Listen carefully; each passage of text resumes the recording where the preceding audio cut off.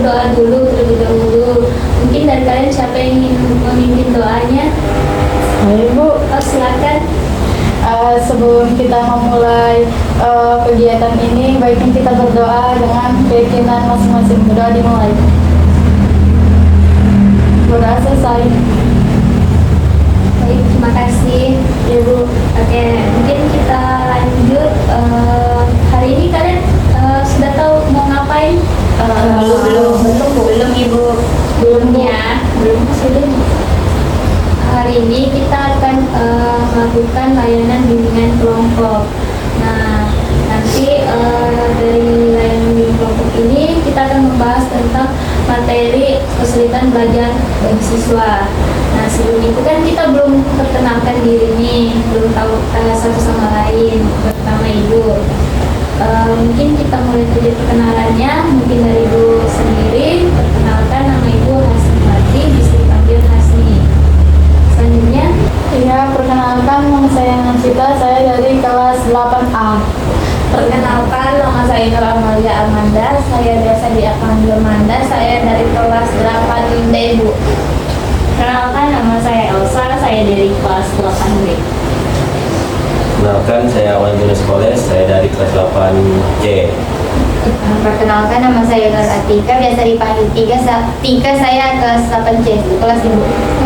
Kelas ya.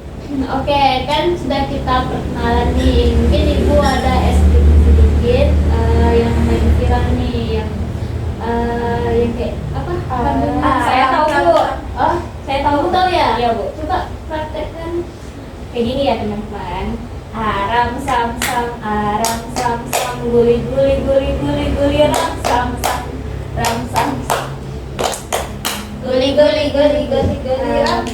Ya, seperti itu. Kalian bisa ikuti aja ya Iya, Bu. Boleh, silakan. Oke. Ya, sama-sama ya teman-teman. Kalian kan pasti tahu. Oke. 1, 2, 3. Aram sam sam, guli ram sam sam. Aram sam sam, guli ram sam sam. Arabi, guli ram sam sam. Arabi, guli ram sam sam.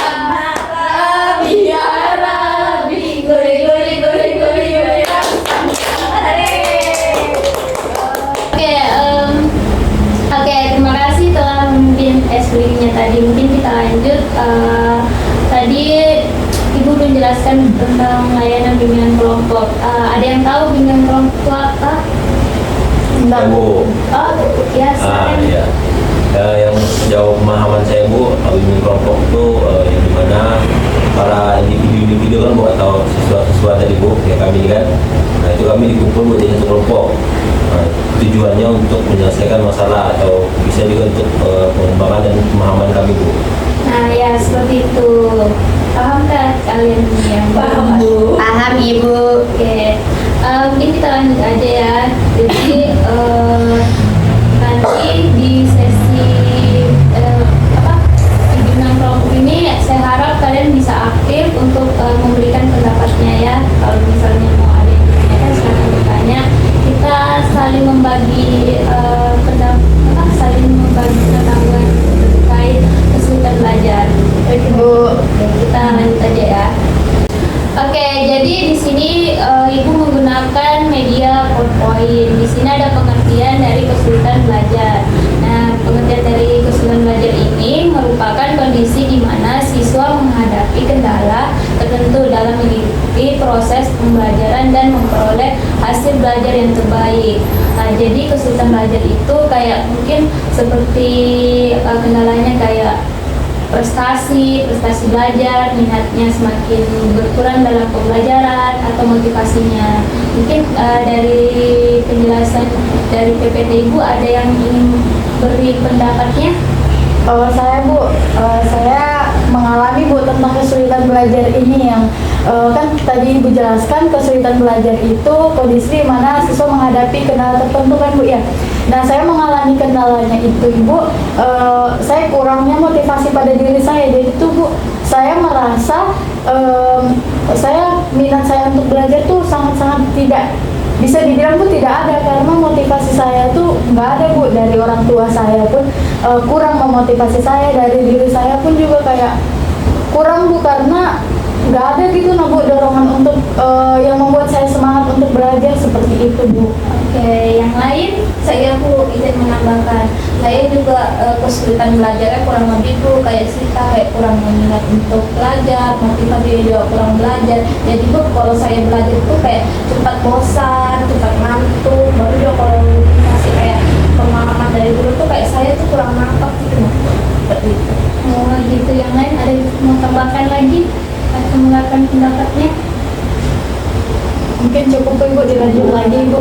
Oke, jadi yang Ibu tangkap dari kalian dua ini kayak minat belajarnya yang kurang ya? Iya, Bu, iya, Bu. Motivasinya juga dari orang tua tidak ada. Iya, Bu. Oke, mungkin kita lanjut aja ya dulu. Iya Bu. Terus di sini ada faktor-faktor kesulitan belajar yang pertama itu faktor internal. Nah, internal itu kayak yang mbak-mbaknya tadi yang berdua dijelaskan, yang dari minat dalam dirinya itu kayak kurang gitu, motivasinya kurang. Terus mungkin dari faktor lingkungan juga bisa jadi buat terkendala untuk mengalami kesulitan belajar. Jadi sehingga terciptalah kayak kurang minat belajar, motivasinya kurang. Di eksternal tuh kayak mungkin ya seperti lingkungannya tadi, kayak di sekolah atau di keluarga atau pertemanan juga bisa berpengaruh. Mungkin dari penjelasan mengenai faktor-faktor ini mungkin ada yang alami atau gimana? Menurut saya Ibu, faktor kesulitan ini benar kata Ibu bilang, faktor internal dan eksternal ya Bu, yang saya alami sekarang ini dari faktor internal saya, yang dimana saya kurang motivasi belajar seperti yang Ibu katakan tadi. Nah, saya juga kurang faktor internal kan Bu, termasuk keluarga juga ya Bu. Saya nggak dapat motivasi belajar, maksudnya motivasi dari orang tua saya karena orang tua saya sibuk, dua-duanya sibuk untuk bekerja.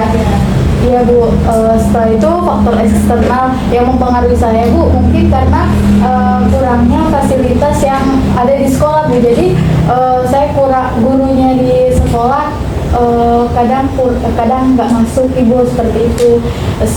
Dan juga kebanyakan Bu di lingkungan saya nggak ada Bu yang kayak mengajak saya untuk belajar. Jadi kebanyakan tuh Bu mengajak saya untuk bermain saja, seperti itu. Gitu ya, seperti itu. Ya. Yang lainnya diam-diam tidak tadi mungkin dari dalam hati sudah dalam waktu ada yang berkaitan. Mungkin saya Ibu, saya kesulitan belajar tuh Bu, yang seperti yang Nasyita bilang tadi, kayak dari faktor diri kita sendiri juga, sama yang seperti Ibu jelaskan juga, kurangnya motivasi belajar itu dari faktor kita sendiri. Mungkin dari faktor eksternal yang saya rasakan Ibu, mungkin dari hubungan pertemanan saya, yang dimana teman saya tuh suka kayak bolos gitu nah Bu, jadi saya ikut, yang membuat saya tuh kayak sulit buat belajar karena ikut-ikutan buat bolos kayak gitu Bu. Sama mungkin ini Bu, cara metode dulu itu mengajar dan buat kita kan bosan tuh lah Bu kalau belajar itu cuma ceramah aja gitu nah. Jadi kayak kita yang sulit untuk menangkap mata pelajaran yang dijelaskan sama guru itu. Seperti ya. Yang cowok nih, yang diam-diam dari tadi. Oh ya, kalau dari faktor kesulitan belajar Bu, mungkin saya ada faktor itu dari dua-duanya Bu. Oke. Dari internal yang pertama eksternal dulu ya. Iya. Karena sekarang kurikulum mereka bukan, Iya. mana pelajaran susah yang begitu gitu. Nah, jadi saya itu Bu merasa kayak sulit beradaptasi lah terhadap kurikulum baru itu. Nah, sehingga dari diri saya sendiri itu kurang motivasi Bu, sehingga saya sering ketiduran, tinggal gitu dan lain-lain Bu. Oke. Mungkin yang lain. Ya, kalau dari saya Ibu, dari faktor internalnya ini Bu, dari dalam diri saya ya Bu sendiri, saya tuh kurang banget nih Bu minat untuk belajarnya. Jadi susah untuk membaca apa itu, saya kurang suka ya Bu. Yang kedua itu ada faktor eksternalnya, kenal saya Bu dari lingkungan, dari teman-teman saya yang jarang banget ini untuk belajar bersama gitu. Kurangnya ya kurang. Rata-rata saling berkaitan ya, faktor internal sama eksternal, dari lingkungan, dari dalam diri itu saling berkaitan, sehingga terjadilah kesulitan belajar. Mungkin kalian sudah paham nih tentang apa yang menebak apa yang menjadi kesulitan belajar kalian. Paham, Bu. Selanjutnya ada strategi mengatasi kesulitan belajar. Yang pertama, memberi hadiah. Nah, memberi hadiah ini mungkin kayak kita mencapai suatu pencapaian yang kayak misalnya kita mendapatkan ranking kan, mendapatkan nilai bagus, mungkin kita berikan hadiah kecil tuh buat diri kita biar kita lebih semangat lagi belajarnya, kayak misalnya kayak seperti nonton bioskop atau pergi makan yang kesukaan kita yang jarang-jarang begitu. Yang kedua tuh memberi hukuman, mungkin kayak hal-hal kecil tuh kayak mungkin kayak hari ini aku dapatkan nilai kayak nol lah, nol kayak gitu kan. Nah, kita memberikan hukuman pada diri kita, mungkin seminggu kita main HP atau nggak scroll TikTok gitu kan. Nah, kayak gitu. Terus tuh yang selanjutnya ada belajar sambil bermain. Nah, kayak belajar sambil bermain tuh mungkin kayak ada kan yang balok-balok tuh yang kayak huruf-huruf itu kan yang boleh susun-susun. Nah, gitu. Terus tuh ada juga kayak belajar mengulangi kembali materi. Nah, kayak kita mengulangi kembali lagi materinya. Mungkin sampai di sini ada yang memberikan pendapat tentang selain keempat yang Ibu jelaskan tadi. Ya Bu, kalau saya Bu ya, dari strategi ini Bu, yang paling efektif yang sering saya gunakan itu Bu, memberikan reward Bu pada diri sendiri. Biasanya kalau saya dikasih tugas, misalnya tugas IPA bukan, Ya. tugas matematika kalau misalnya, itu saya targetin, misalnya saya tulis dulu, kalau tugas selesai, saya bisa main 2 game. Oh, iya. Ya, karena saya sudah coba yang strategi yang lain seperti memberikan hukuman, belajar sambil bermain itu kurang efektif lah Bu.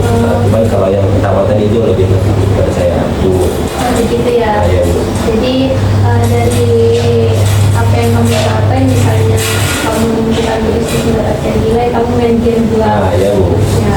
sambil melepaskan stres juga Bu kan. Oke, bagus sih. Selanjutnya Saya, Bu. Saya siapa? Saya Bu. Ya. Kalau saya Bu, strategi saya itu memberikan hadiah atau reward dan memberikan hukuman jika saya gagal dalam pencapaian prestasi saya Bu. Nah, contoh ini memberikan hadiah ini, kayak misalnya saya memberikan makanan kesukaan saya, contohnya es krim Ibu. Jadi kalau saya mencapai keberhasilan saya memberikan itu seperti itu. Oke. Mungkin yang lain? Iya Bu, Ya, kalau saya Bu belajar sambil bermain Bu, karena biasanya kalau saya cuma mendengarkan kayak penjelasan dari guru Bu, saya tuh kayak cepat bosan, mengantuk. Jadi tuh saya lebih suka kayak sambil bermain karena kayak lebih asik gitu lah Bu, lebih seru dan nggak gampang ngantuk ya seperti itu. Oke, lebih aneh yang kayak sambil Iya. belajar sambil bermain ya Bu. Mungkin yang lain, yang dua ini? Saya Ibu, Oke. mungkin saya itu memberi hadiah sama belajar sambil bermain Ibu. Kalau yang memberi hadiah itu seperti saya dapat nilai bagus atau mungkin di peringkat saya yang tidak menurun, saya memberikan hadiah pada diri saya sendiri seperti jalan-jalan, membeli makanan yang saya suka, seperti itu Bu. Kalau belajar sambil bermain itu saya rasa itu seperti kalau belajar sambil bermain itu Bu, kayak lebih asik tuh, nah asik sama kita tuh kayak lebih nggak bosan belajar, nggak cuma ceramah aja meskipun kita bermain tapi kita sambil belajar gitu. Mungkin yang Ya Bu, kalau saya memberikan reward Bu, kayak sekarang kan kayak yang kita kenal dengan sebutan self reward ya Bu ya. Jadi saya merasa Bu, kalau misalnya saya menggunakan strategi untuk memberikan hadiah, kalau misalnya saya mendapatkan pencapaian Bu, saya merasa lebih tertantang Bu, jadi lebih semangat gitu nah Bu. Karena menurut saya kalau yang sudah saya dari 3 ini Bu, yang sudah saya pernah praktekin, yang paling efektif menurut saya itu memberikan reward Bu. Oke, seperti itu ya, lebih ke poin pertama ya. Iya Bu. Memberikan hadiah. Mungkin sampai di sini kayaknya kalian sudah paham nih kayak mana cara mengatasi kesulitan belajar kalian masing-masing. Iya, Bu. Oke, mungkin kita cukupkan untuk materi. Selanjutnya kita akan berdiskusi, membuat suatu kelompok kecil dengan berdiskusi tentang terkait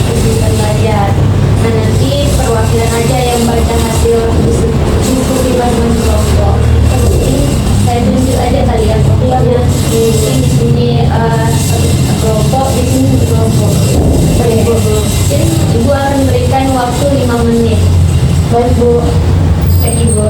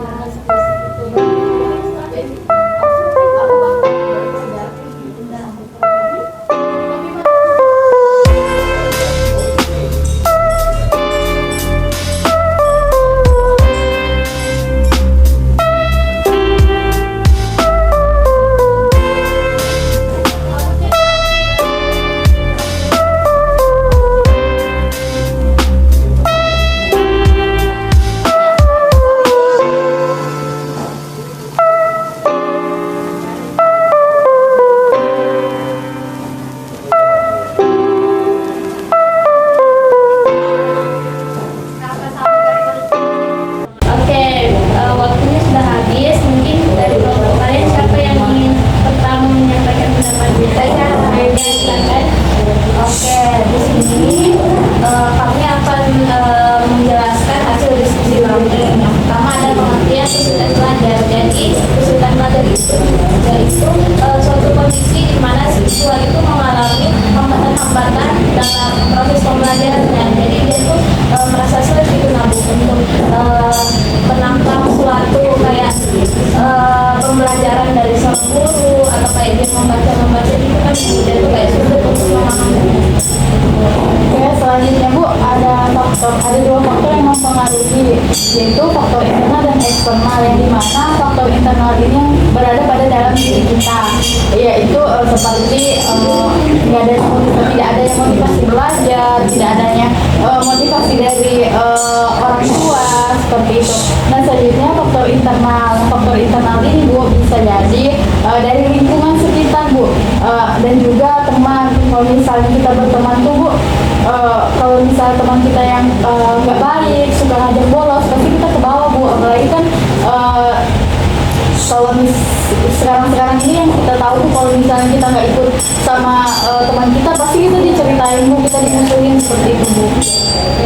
Dalam mengatasi kesulitan belajar, yang pertama itu memberikan hadiah atau reward kepada diri kita. Terus itu yang kedua ada memberikan hukuman. Yang ketiga ada belajar sambil bermain. Sampai situ saja. Iya. Oke. Tempatnya. Ya.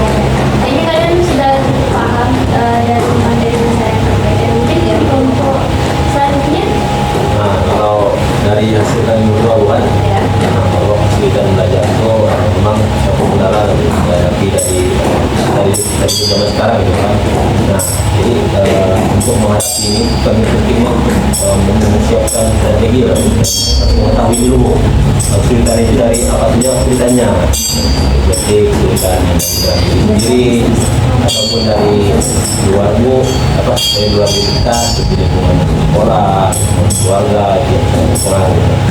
Setelah kita tahu nih kan apa pengaruh faktor yang mempengaruhi kita, itu kita bisa strategi yang cocok sesuai dengan kita, karena setiap orang pasti mempunyai strategi yang berbeda untuk menerapkan belajarnya.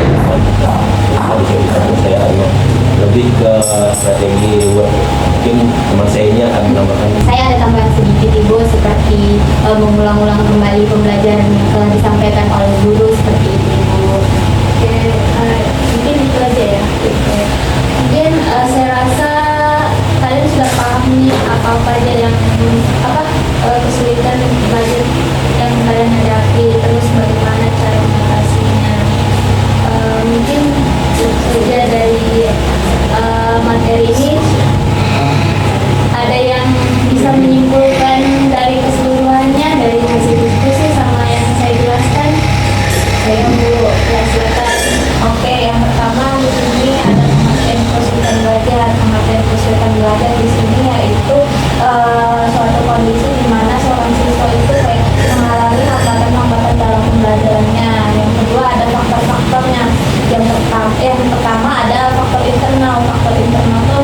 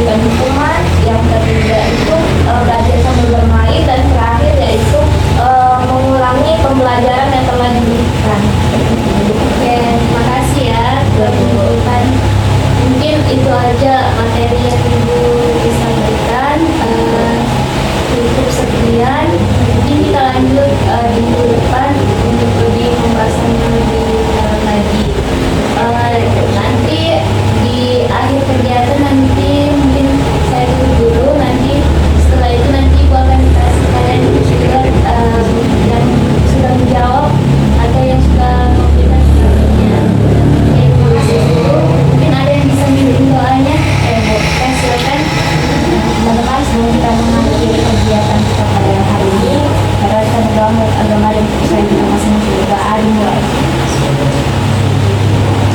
berdoa susah. Terima kasih ya. Terus ibu Oke, terima kasih telah ikut dalam kegiatan ini dengan aktif.